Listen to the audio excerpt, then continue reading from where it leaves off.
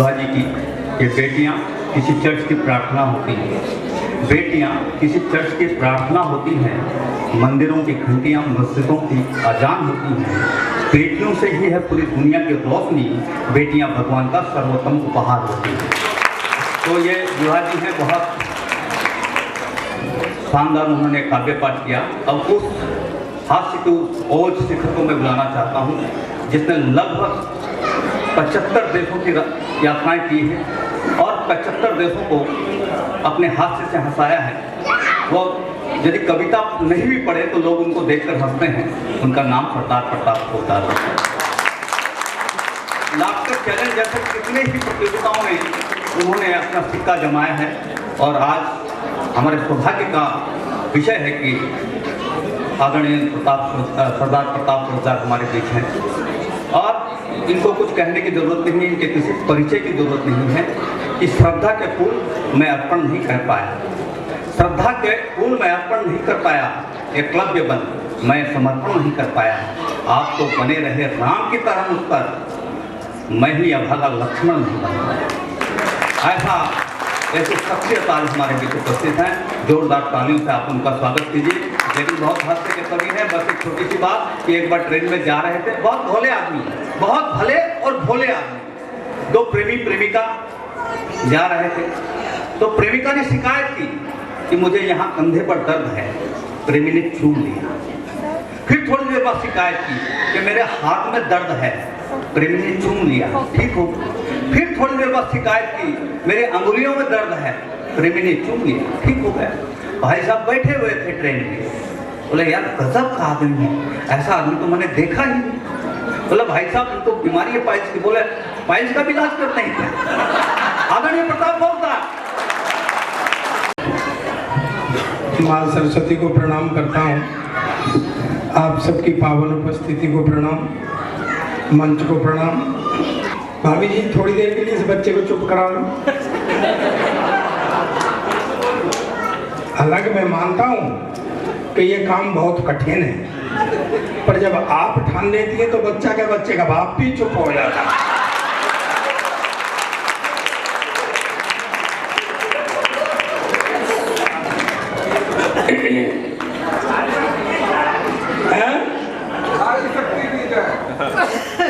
नीचे से नहीं बोलना चाहिए जब ऊपर वाला हरकत में हो। बिल्कुल सही। इसको आयुर्वेद में पेट की बीमारी कहते हैं। तू बैठ जा भाई कहीं साइड में। चल ले ले ले, कोई लेना है क्या? ले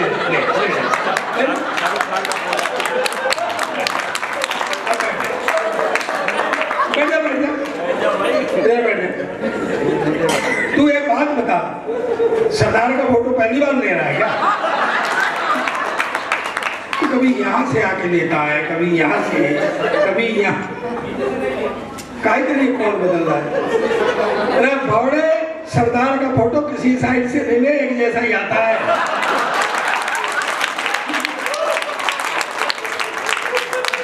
खामा का मेहनत कर रहा है। और तुझे एक अकल बताऊं किसी भी सरदार का ले ले, एक जैसा ही आता है।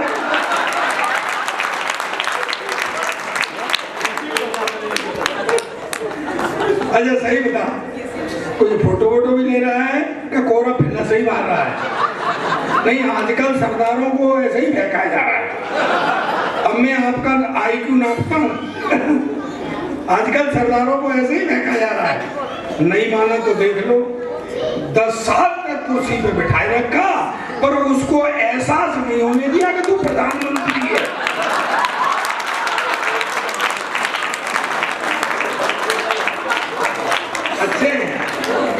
अच्छे IQ के श्रोता है। बैठ जा, तू बैठ जा। बेटियों, दोनों बेटियों, अब कुछ मत लाना, अब कुछ मत लाना है। खाना लेकर ना, कुछ नहीं का। तुम कितने दिन के भूखे हो?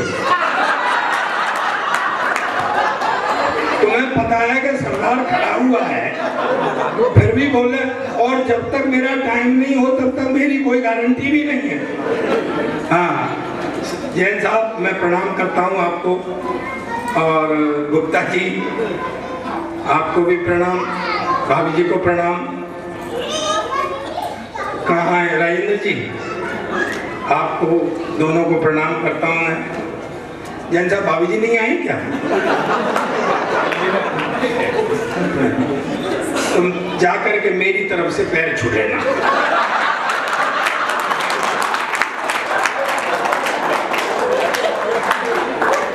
जोड़े से प्रणाम करता है। सत्येंद्र जी मैं आपको भी प्रणाम करता हूँ। आज मेरे जबरदस्ती मुंह लग गए, बोले मेरा नाम सत्येंद्र सिंह है, तो भी इसमें क्या बात है, हमारा नाम प्रताप सिंह है। बोले हम राजपूत हैं, तो मैं क्या हम सरदार हैं? तो मैं कह तुम कैसे राजपूत? बोले हम बात पर जान दे देते हैं। तुम कैसे सरदार? नहीं हम तो बिना बात के ही जानते।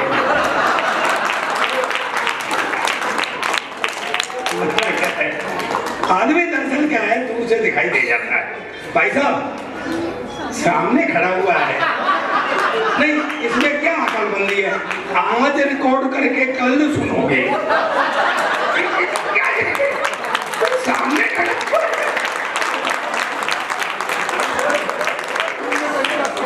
लाइव सुना यार। आए गुप्ता जी ने मेरा वो सम्मान किया, तो मैं इनकी हरकत देख रहा था। मैंने कहा आप तो हरियाणा से हैं क्या? बोले हाँ, कैसे पहचाना? आदमी हरियाणा का आदमी हरकत से दिखाई दे जाता है। मैं बता रहा हूँ आपको, कभी देखो थोड़ा IQ ऊंचा करना, मैं मस्ती का आदमी, तुम्हें बहुत मस्ती लेके जाऊंगा। इतनी दूर आया हूँ तो तुम्हें इतनी कम से कम 1 महीने का कोटा लेके जाऊंगा।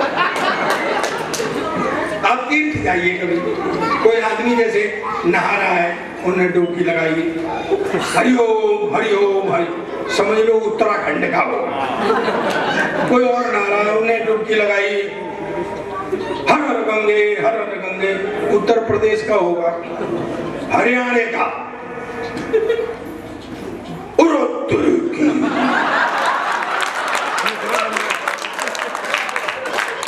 बड़ा ठंडा पानी है भाई, मरवा दिया साले ने। उसे नहीं पता हरिओम कौन है। हरियाणा का आदमी अलग से दूर से दिखाई दे जाता है। जैन साहब मैं आपको प्रणाम करता हूँ। अभी श्यामल आया था, अपनी क्या है, तब कोई टेक्निकल प्रॉब्लम है क्या? तो बैठता क्यों नहीं है?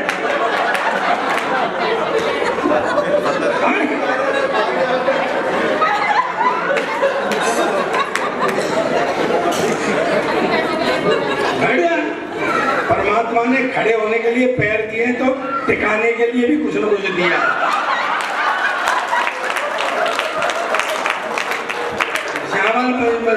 श्यामल आया, अब कह रहा मेरी पत्नी मुझे सीरियसली नहीं लेती और 4 बच्चे।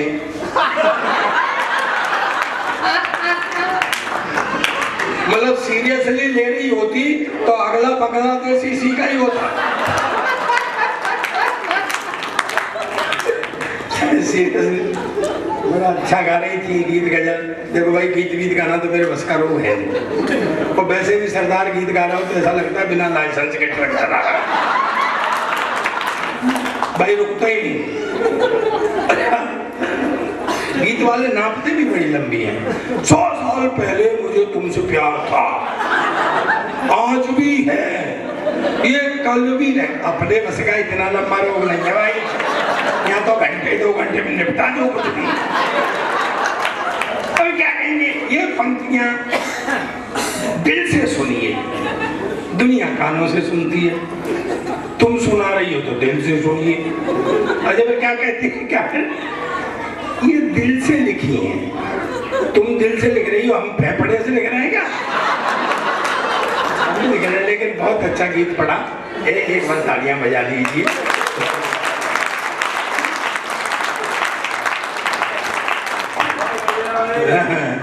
श्यामल कह रहा था कभी भाई, सत्येंद्र जी कह रहे थे कि वो दुखी है जिसकी शादी हो गई है, वो दिखी है जिसकी नहीं हो गई है, सुखी वो है जो बाबा हो गया। यही कह रहे थे? आप गलत कह रहे हैं। एक तुम जैसा ही आदमी बाबा के पास गया, बोले क्या बात है बच्चा? बोले बाबा कोई ऐसा मंत्र दो पत्नी मेरे बस में हो जाए। बाबा बोले चल भाई, ऐसा मंत्र होता तो मैं बाबा होता क्या? बढ़िया बढ़िया। वो बाबा का मंत्र थोड़ा मस्ती है। अब तीनों देखिए, अच्छा कहते ना बुरा बोलूंगा नहीं, बुरा देखूंगा नहीं और बुरा सुनूंगा नहीं। हमारे बैठे हुए हैं आदरणीय जैन साहब हैं, गुप्ता जी हैं, राजेंद्र जी हैं, ये वही लोग हैं गांधी जी छोड़ गए थे।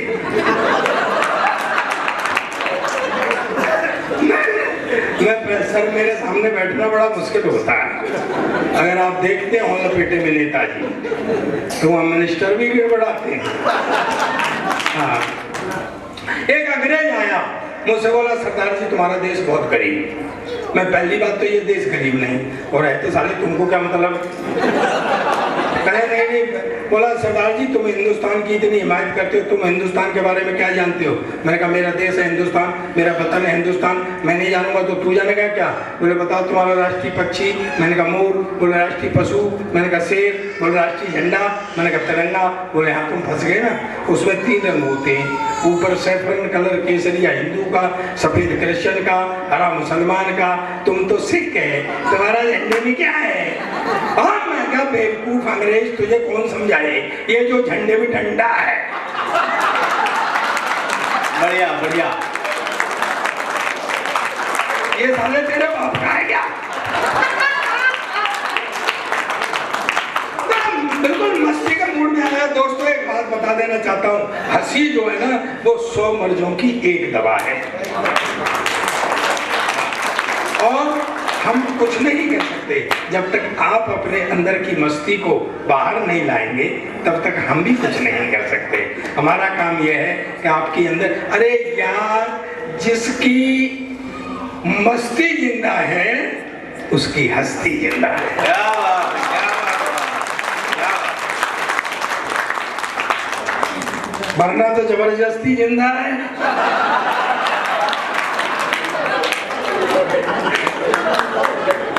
मैं सत्येंद्र जी हमारे पुराने मित्र हैं, तो हम तो आपस में ही निपट लेते हैं। वो अंग्रेजों ने हमारे यहाँ राज्य किया है, वो अभी भी हमको भोला वाला हिंदुस्तानी समझते हैं। वो ये नहीं समझते कि अब हम उनके बाप हो गए। एक वो दरअसल मुझे नीचा दिखाना चाहता था, एक मैं शुद्ध हास्य देता हूँ सुंदर मस्ती में। वो मुझे नीचा दिखाना चाहता था। एक फल वाला खड़ा हुआ था, उसे बोला व्हाट इज दिस, ये क्या है? फल वाले ने सोचा ये लेगा। बोले सर ये बनाना केला। बोले बात तुम्हारे देश में इतना बड़ा केला?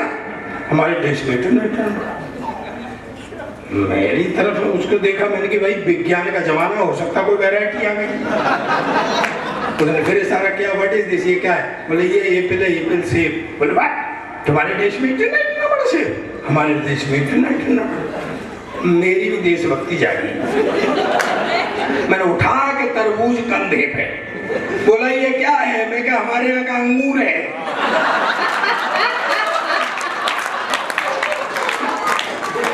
अब बता साले तेरे यहाँ कितना बड़ा अंगूर होता। जैन साहब उतार लूं?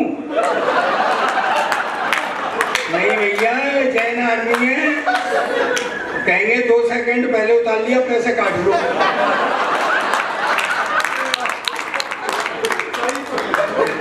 आप जानते हैं जैन कौन होता है? जैन जानते हैं आप? मैं बताता हूँ जैन कौन होता है। कोई लड़ाई नहीं, कोई झगड़ा नहीं, और जीत अपनी। कोई खून खराबा नहीं, जीत अपनी। एक गांव में, हम हरियाणा के हैं, गुप्ता जी समझते हैं इस बात को, आप भी समझते होंगे, जैन साहब भी हरियाणा के ही हमारे। तो क्या है, एक गांव में एक पहलवान आ गया, हमारे गांव में एक पहलवान आ गया। तो उन्होंने कहा कुश्ती लड़ो। गांव में कोई पहलवान नहीं लड़ने के लिए। लोगों ने कहा भाई अब तो नाक कटेगी। उनकी चलो जैन साहब के पास चलते हैं बताए। तो लोग पहुंच गए जैन साहब के पास। बोले जैन साहब, बोले ये पहलवान आया है। जैन साहब बोले मैं क्या करूँ भाई? अरे बोले सर कोई पहलवान गांव में है नहीं, नाक कटने को है, कोई उपाय बताओ। सोच साच के बोले जैन साहब कि नाक तो नहीं कटेगी। बोले कैसे? कि मैं कुश्ती लड़ूंगा। लोग बोले ये पहले तो जाने कट रही थी कि नहीं कट रही थी, पर अब जरूर कटेगी। बोले नहीं चलो, कुश्ती शुरू हुई। कुश्ती शुरू हुई। अब पहलवान तो पहलवान, उन्हें जैन साहब को पटकने के लिए कंधे पर उठा लिया। अब गुरु सीन ये बना कि जैन साहब का मुंह पहलवान के कान के पास पहुंच गया। जैन साहब पहलवान के कान में बोले बेटा 5 लाख रुपए दूंगा, चित्त हो जा। पहलवान आंखें बदलने लग गया। बोले देख बेटा 5 कुश्तियों में भी नहीं जीत सकता, 5 लाख दूंगा। पहलवान की समझ में आ गई। आया गुप्ता जी ने मेरा जो सम्मान किया, तो मैं इनकी हरकत देख रहा था। मैंने कहा आप तो हरियाणा से हैं क्या? बोले हाँ। कैसे पहचाना? मैं कही आदमी हरियाणा का आदमी हरकत से दिखाई दे जाता है। मैं बता रहा हूँ आपको, कभी देखो थोड़ा IQ ऊंचा करना। मैं मस्ती का आदमी, तुम्हें बहुत मस्ती लेके जाऊंगा। इतनी दूर आया हूँ तो तुम्हें इतनी कम से कम 1 महीने का कोटा देके जाऊंगा।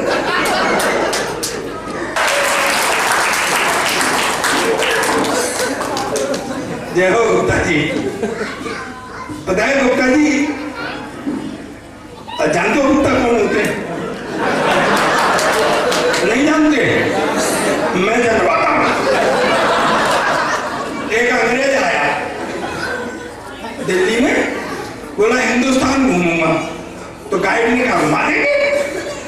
तो बोले चलो। तो पंजाब से जाना था सीधा ही नकली। तो बोले 3 आदमियों से सावधान रहना। बोले किससे? एक तो सरदार से, ओके डन। फिर हरियाणा में आएंगे, बोले एक जाट से, बोले ओके डन। और बोले तीसरे गुप्ता से। गाइड बोले चलो। चले गए पंजाब। सामने से सरदार जी आ रहे। गाइड अंग्रेज से बोला पूछ 12 बज गए। गाइड बोला तो अंग्रेज बोला अभी तो 9 बज रहे हैं। गाइड बोला तू पूछ ले। आ गया अंग्रेज बातों में। बोले 12 बज गए क्या? जो सरदार घूमा डाल डाल के मारा, पटक पटक के मारा, और 9 बजे से मारा और 12 बजे के मारा। बढ़िया, क्या बात। पहले अब बजे मारा। वो उठ के चला गया। बोले कौन था? बोले सरदार था। बोले यार ये तो खतरनाक था। आगे हरियाणा में एक चौधरी जाट चला रहा सामने से। तो वो बोला गाइड कि मूंछ बताओ दे, मूंछ बता। अब अंग्रेज को मूंछ पूछ तो थी नहीं, वो ऐसे ऐसे करने लग गया। चौधरी बोला अच्छा खेत है नहीं और हल चला रहा है। उन्हें 2 धमकी पाई इधर से, 2 धमकी पाई। अंग्रेज की इंद्रियां से दिल हो गई। उठ के चला गया। बोले कौन था? ये जाट था। बोले यार ये ज्यादा खतरनाक। तो अंग्रेज बोला भैया ये बात था, पहले वाला तो सरदार था, दूसरे वाला जाट था, मैं गुप्ता को कैसे पहचानूंगा? वो बोला तुझे इतनी देर से पिटवा कौन रहा है?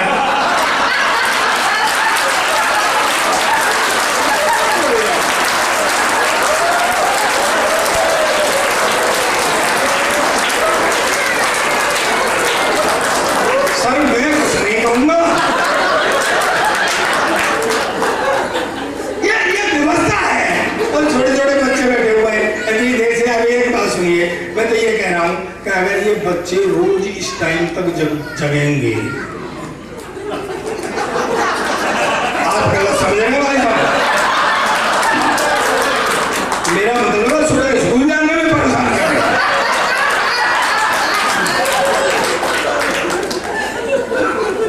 बच्चा एक मेरे पास देखिए आदमी कहाँ से फीलिंग लेता है। आदमी कहाँ से फीलिंग लेता है?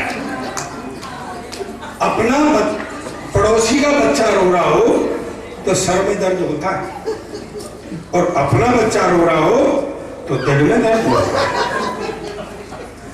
लेकिन अपनी बीवी रो रही हो तो शर्मिंदा तो होता है, और पड़ोसी की रो रही हो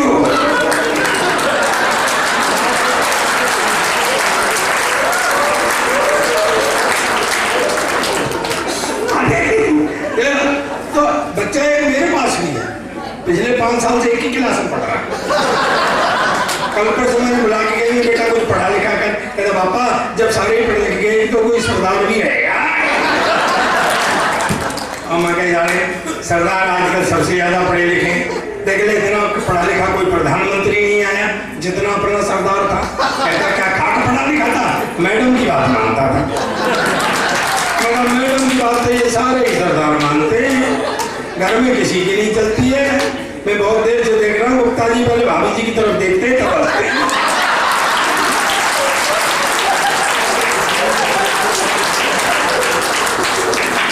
मैं बेटा कुछ भाइयों में उठने बैठने काबिल कर कुछ ऐसा करे जैसे मेरा सिर ऊंचा हो। पता है रात के 12 बजे 2 तकिए लेके मेरे सिर के नीचे देने लग गया। मैंने कहा तू क्या कर रहा है? कहते तू तो कह रहा था मेरा सिर ऊंचा कर। तो मैं कहा बेटा ऐसे नहीं, पढ़ाई लिखाई में कुछ ऐसा करे जैसे मेरा सिर ऊंचा हो। सुबह तड़के आ गया, बोले पापा आज मेरे स्कूल में एनसीसी वाले अफसर ने आना है लड़का सेलेक्ट करने के लिए, भाई कुछ जनरल नॉलेज के बारे में बता दे। मैंने कहा बेटा एनसीसी वाले अफसर तो रिटायर्ड मिलिट्री अफसर होते हैं, देशभक्ति की बात ज्यादा करते हैं। तेरे से ये भी पूछ सकते हैं देश आजाद कब हुआ था, तो तू बता देना। सन 1942 में तैयारी की होने लग गई थी और 47 में हो गया था। और ज्यादा से ज्यादा तेरे से ये पूछ सकते हैं कि भाई इसमें योगदान किसका किसका था, तो तू बता देना। वैसे सारी पब्लिक का योगदान था, पर नेहरू, गांधी, चंद्रशेखर, भगत सिंह जैसे लोगों का सबसे ज्यादा था। पर भाई जी वो तो बेड़ा गर्क करे। दरअसल उस अफसर ने उसे सवाल ही कुछ और पूछ लिया। तो बेटे तेरा जन्म कब हुआ था? कहता जी सन 1942 में तो तैयारी और 47 में हो गया था। कहता जी अब आप मुझसे ये पूछोगे कि इसमें योगदान किसका? तो वैसे तो सारी पब्लिक का योगदान था, तो नेहरू एक कांग्रेसी नेता हो सबसे ज्यादा था। तो मैं फिटिंग हूँ तेरे, तू जिनकी बात करता है मैं पता है भगत सिंह जी जब तेरी उम्र के थे क्लास के मॉनिटर बन गए थे, तू साढ़े बन सकता है? कहता पापा मेरी उम्र के क्लास के मॉनिटर बन गए थे, पर जब तेरी उम्र के थे ना तो फांसी पर चढ़ गए। हमेशा उल्टी बात करता है। एक दिन क्लास में शोर हो रहा, मास्टर ने खड़े होकर कहा कौन उल्लू का पट्टा खड़ा हो जाए, तो मेरा बेटे ही खड़ा हो गया। मास्टर ने कहा तू उल्लू का पट्टा है? कहता नहीं जी आप अकेले खड़े अच्छे नहीं लगे।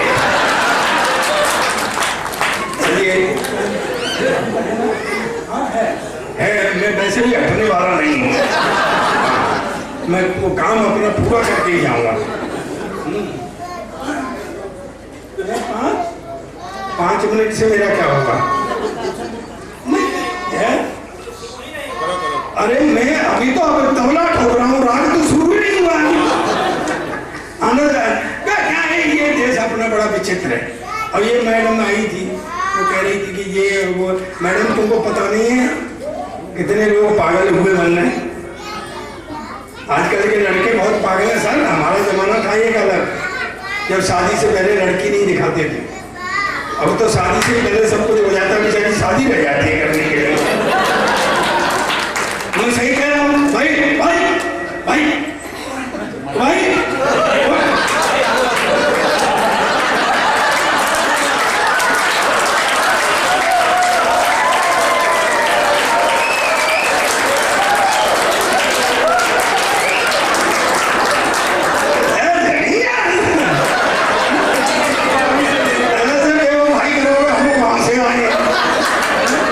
ऐसे नहीं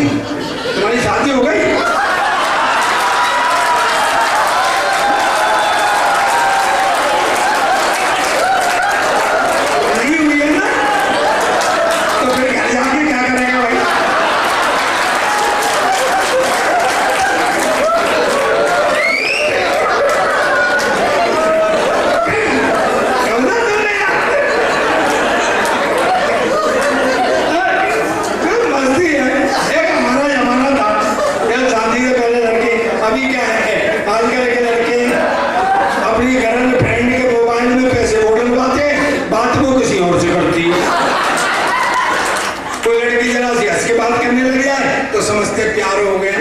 फिर गलियों में मेरा मन डोले मेरा, 2 दिन बाद वो फटकार देती चल तो फिर मुंह लटका के खड़े हो जाते।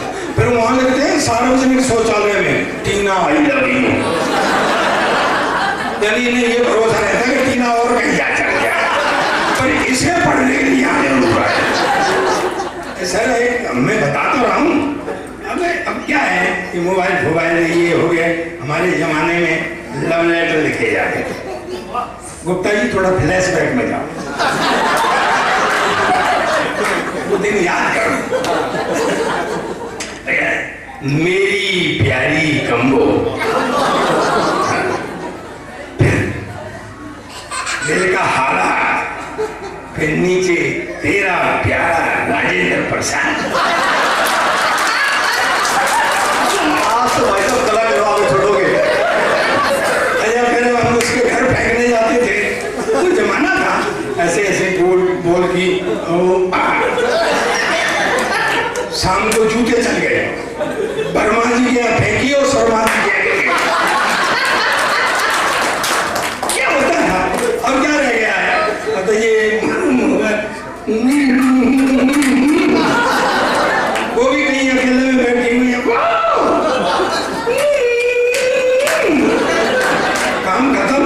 अब कोई रोमांस रह गया? मेरे शादी वाले हैं देख के चले जाए, शादी वाले हैं देख के चले जाए। मैंने कहा यार कोई फॉल्ट है? मैंने घर वालों से कहा मैं लड़की देखूंगा।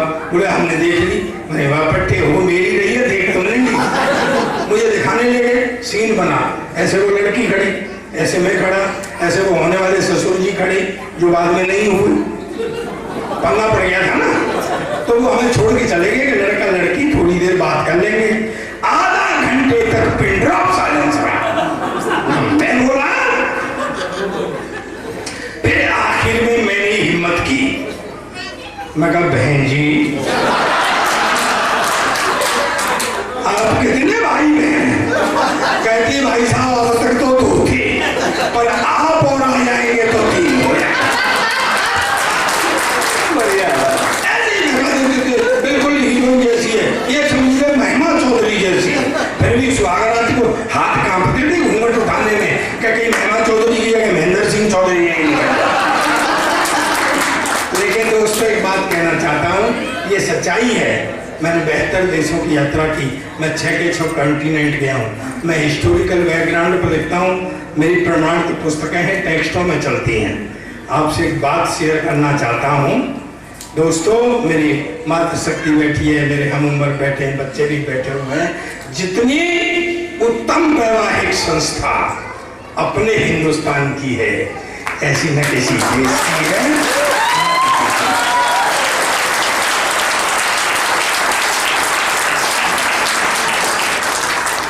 आप तीनों जो बैठे हुए हैं ना, जैन साहब, गुप्ता जी, राजेंद्र जी, आप मतलब 3 तरीके के मित्र होते हैं इस दुनिया में। सही कह रहे हैं। एक होते हैं आयुर्वेदिक दोस्त, आयुर्वेदिक। इनकी बोलचाल तो बड़ी बढ़िया होती है, पर ये इमरजेंसी में काम नहीं है। एक होते हैं एलोपैथी टाइप के दोस्त, ये इमरजेंसी में तो काम आ जाते हैं, पर कब और कहां साइड इफेक्ट दे दें ये पता नहीं चलता। एक होते हैं होम्योपैथी टाइप के दोस्त, इनका फायदा कुछ हो चाहे ना हो, पर इनका नुकसान कुछ नहीं। बढ़िया बढ़िया। मैं समापन करता हूं दोस्तों, एक बात कह के जाना चाहता हूं। भाभी जी बुरा है और आप बुरा मान जाओगी, बुरा नहीं मानोगी? नहीं मानोगी ना। ये पूरी दुनिया भगवान ने बनाई, आराम किया, फिर ये नदी नाले पेड़ पौधे सब सामान बनाया, फिर आराम किया, फिर भगवान ने आदमी बनाया, फिर आराम किया, फिर भगवान ने औरत बनाई, तो तब से आदमी ने आराम किया कि भगवान ने।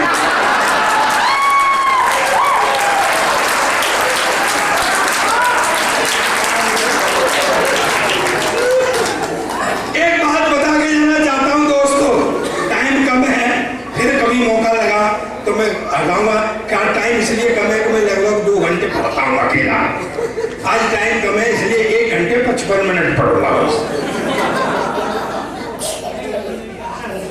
दारू सूख गया।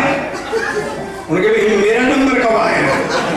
हाँ, तो मैं आपको एक बात बता के जाना चाहता हूँ, अगर आप मेरी बात अपने साथ रखेंगे तो मैं गारंटी देता हूँ आपका जीवन में कोई काम खराब नहीं होगा।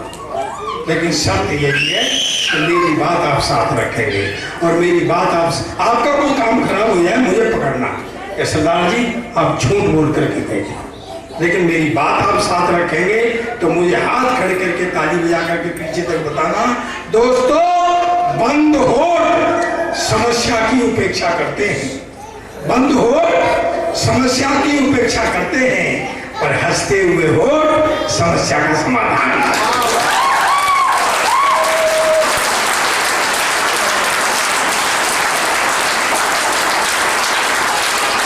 ये पूरी दुनिया लास्ट करता हूं मैं, ये पूरी एक मैसेज है 2 मिनट का।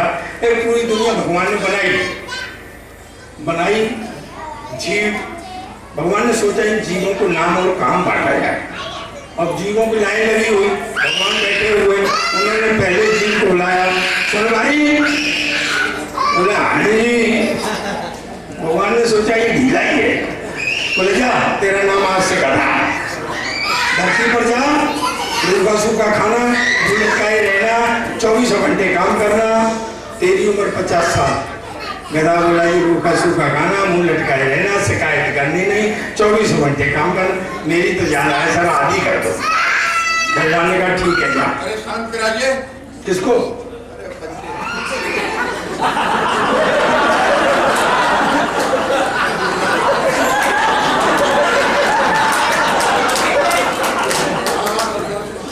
हमें वो नहीं मानेंगे, वो भगवान बनी रुके, इन पर क्या रुकेंगे? मिलने दो, यही तो जीवन है यार, इसे हम छोड़ करके बड़े हो गए, दुखी हो रहे हैं, ये सच्चा जीवन तो ये है। मिलने दो, मस्ती होने दो। दूसरे को बुलाया, बोल सुन भाई, ओ बोल तेरा नाम आज से कुत्ता, जा धरती पर जा, जो आदमी से बचे उसको खाना, आदमी की रखवाली करना, तेरी उम्र 25 साल। बोला जी बचा हुआ खाना, आदमी की रखवाली वफादारी मेरी भी ज्यादा ही है, आदि कर दो। उन्हें आदि कर दी। बोले जा। तीसरे को बुलाया, पूछता हुआ आया, बोले यार तेरा नाम आज से बंदर, इस डाली से उस डाली, उस डाली से इस डाली, कोई फल फ्रूट फेंक करके दे दे तो खा लेना, नहीं मस्त रहना, तेरी उम्र 20 साल। बोला जी मेरी भी भागदौड़ जा रही है, आदि कर दो। बोले ठीक है। ये रह गया लास्ट में। भगवान ने कहा सुन भाई, बोले यस सर। भगवान बोले तो अंग्रेजी बोले इधर आओ, बोले बोलो सर। बोले तेरा नाम आज से आदमी, बोले ओके सर। बोले जा धरती पर जा, धरती का राज दिया, मौज कर, एग लेग पैर डांस बार पिए बढ़ जा, मस्ती कर, पूरी धरती का राज हो। तेरी उम्र 30 साल। आदमी बोला भगवान तेरा दिमाग खराब हो गया क्या? बोले भाई क्यों? बोले इतनी सब चीजें भोगने के लिए उम्र 30 साल, 30 साल में तो इन सबका एड्रेस भी नहीं मिलेगा। उम्र बढ़ाओ। भगवान बोले उम्र खत्म। बोले उम्र बढ़ाओ। बोले उम्र खत्म। जब झगड़ा होने लगा तो भगवान ने कहा देख झगड़े मत, उम्र तो खत्म है। हाँ कुछ जीव अपनी उम्र छोड़ के चले गए, चाहिए तो ले जा। दोस्तों उन बचे हुए जीवों की उम्र को लेकर के आदमी नीचे आ गया। दोस्तों गुप्ता जी 30 साल तक आदमी अपनी जिंदगी जीता।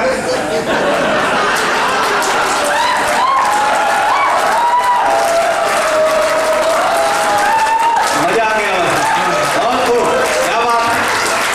फिर उसकी शादी हो जाती है, फिर साला रात दिन गधे की तरह बाहर वैसे नहीं बोलता, घर में भी नहीं बोलते, जो लोग का सुबह दे देती है, खा के पेट भरता है, तब वो गधे की जिंदगी जीता। फिर बच्चे हो जाते हैं, उनकी सेवा शुश्रूषा पढ़ाई लिखाई, जो बच्चों से बचता है उसे खाता है, जो बच्चों से बचता है उसे पहनता है, तब वो वफादारी यानी कुत्ते की जिंदगी जीता है। फिर आदमी रिटायर हो जाता है तो कभी बड़े बेटे के यहाँ, कभी छोटे बेटे के यहाँ कोई खाना दे जाता है तो खा लेता है, नहीं चुप बैठा रहता है। मुझे तालियों से विदा करना दोस्तों।